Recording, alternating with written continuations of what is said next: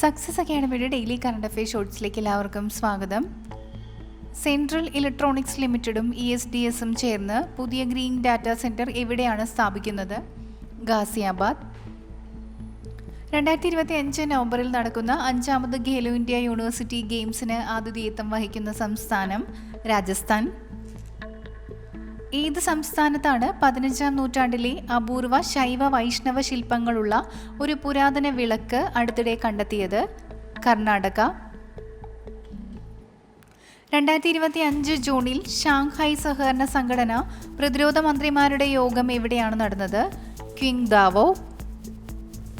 2035 ആകുമ്പോഴേക്കും പ്രതിരോധത്തിനും സുരക്ഷയ്ക്കുമായി GDPയുടെ എത്ര ശതമാനം ചെലവഴിക്കാനാണ് എല്ലാ നാറ്റോ അംഗങ്ങളും സമ്മതിച്ചത്?